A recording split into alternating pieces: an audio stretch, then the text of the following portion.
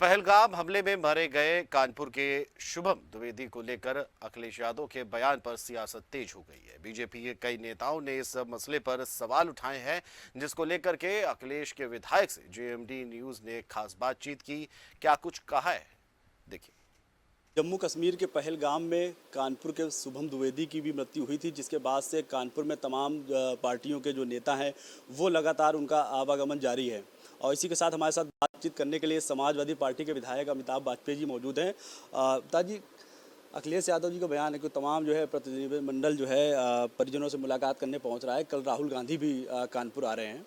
और इसके बाद अखिलेश यादव जी का एक बयान काफ़ी वायरल हो रहा है, जिसमें कई पत्रकारों ने उनसे सवाल किया कि आप शुभम के परिजनों से मुलाकात करने जाएंगे। तो उन्होंने कहा हमारा उनसे कोई रिश्ता नहीं है, लेकिन हम अपने जो है हमारी पार्टी के जो लोग हैं उनसे कहेंगे वो उनसे मुलाकात करने जाए। कैसे देख रहे हैं इसको?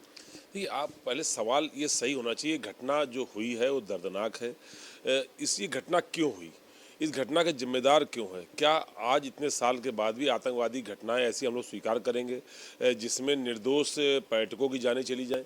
तो बहस का दिशा सही नहीं है। जब हमारा नुकसान हो ही गया, हमारे बीच में से कोई शहीद हो गया, उसके घर कौन गया कौन नहीं गया, इससे कोई भरपाई होने नहीं जा रही। मूल मुद्दे पे हमको केंद्रित होना चाहिए था कि ऐसी घटनाएं क्यों हो रही हैं, ऐसी घटनाओं का दोषी कौन है और उन पर हम क्या प्रभावी कार्रवाई कर रहे हैं ताकि इस तरह की घटनाएं दोबारा ना हो, दोषियों को सजा मिल जाए और परिवार को सांत्वना मिले कम से कम।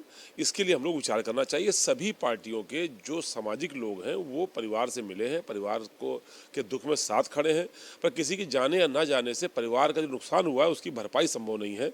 इसलिए हमें लगता है कि जो न्याय तभी मिलेगा जब असली दोषियों के ऊपर कड़ी कार्रवाई होगी। तो हम लोगों को हमेशा सकारात्मक सोचना चाहिए और इस तरह की घटनाएं दोबारा ना हो, इसके विषय में विचार करना चाहिए। अच्छा, क्या लग रहा है इस तरीके की जो घटना है, लगभग 11 साल हो गए बीजेपी की सरकार को, और इसके बाद इस तरीके पुलवामा अटैक हुआ है, इसके बाद ये घटना होती है, कहाँ फेलियर रहता है जो इस तरीके की घटनाएं जो है सामने निकल के आती है?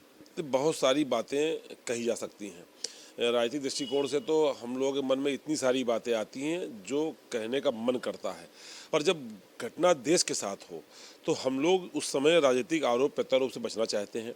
हम लोग चाहते हैं केंद्र की जो सरकार है वो प्रभावी कदम उठावे और उसमें पूरे देश के लोग और सभी राजनीतिक पार्टियां सब साथ में खड़ी दिखाई पड़े, ताकि दुनिया को मैसेज जाए कि भारत के अंदर चाहे जितने भी आपस में मतभेद हों, लेकिन जब भारत पर कोई बात आएगी तो पूरे भारत के लोग एक साथ खड़े होंगे। इसलिए आज इस मौके पर हम कोई राजनीतिक टिप्पणी न करके हम केंद्र की सरकार के साथ इस उम्मीद के साथ में खड़े हैं कि केंद्र की सरकार कोई प्रभावी भूमिका इसमें निभाएगी। क्या लग रहा है जिस तरीके से तमाम बैठकें हुई, इसके बाद जो है डिसीजन लिया गया, पाकिस्तान और भारत के बीच में जो भी समझौते थे उसके बाद पानी बंद करने की बात सामने जो आ रही है, तो क्या लग रहा है इस तरीके से जवाब देना चाहिए या इसके अलावा कुछ और सोचना चाहिए? देखिए, हम सब लोग जो नागरिक हैं, हम सबके मन में गुस्सा है, हम सबके मन में ये सवाल है कि आखिर हम अपने दुश्मन पर काबू क्यों नहीं कर पा रहे हैं, जो कि हमसे ताकत में छोटा है, ताकत में कम है, उस पर हम काबू क्यों नहीं कर पा रहे। इसका सवाल हमारे मन में है। हम लोगों के मन में एक भाव आता है कि दुश्मन को मुंहतोड़ जवाब दिया जाना चाहिए। अब वो जवाब किस शैली में हो, हमें लगता है जो हम लोग डिस्कशन करते हैं यहाँ अपने शहरों में बैठ कर के कि हवाई हमला कर दो, कोई कहता है सैनिक आक्रमण कर दो, कोई कुछ, इसके लिए पीछे बहुत सारी परिस्थितियाँ होती हैं। हम लोग सोचते हैं केंद्र सरकार सारी परिस्थितियों का सही आकलन करके ऐसी कार्रवाई करे जिससे कि मुंहतोड़ जवाब साबित हो। हम लोग अपने स्तर पे इस पर राय देना उचित नहीं समझते हैं। क्या लग रहा है कल शुभम द्विवेदी की जो पत्नी है उन्होंने कल जिलाधिकारी से मुलाकात की और इसके बाद जो है शहीद का दर्जा देने की जो है उनसे मांग की गई है, क्या लग रहा है? नहीं, हम सब लोग इस घड़ी में उनके साथ हैं और उनकी जो भावना, उस भावना से हम लोग अपने को संबद्ध करते हैं और हम भी मांग करते हैं कि शहीद जरूरी नहीं जो सेना में भर्ती हो जाए वही शहीद हो। शहीद वो हर कोई व्यक्ति है जो देश के मुद्दों पर पे जो इसकी जान गई हो वो शहीद में आना चाहिए। तो उनकी इस मांग के साथ में भावनात्मक रूप से हम सब लोग भी शामिल हैं। अच्छा, क्या लग रहा है ये इस घटना के बाद से तमाम सोशल मीडिया की अगर बात की जाए, लगातार जो है कहीं ना कहीं एक धर्म विशेष के लोगों को कहीं ना कहीं कुछ लोग अराजक तत्व इनके द्वारा टारगेट किया जा रहा है, तो इसको किस तरीके से देख रहे हैं?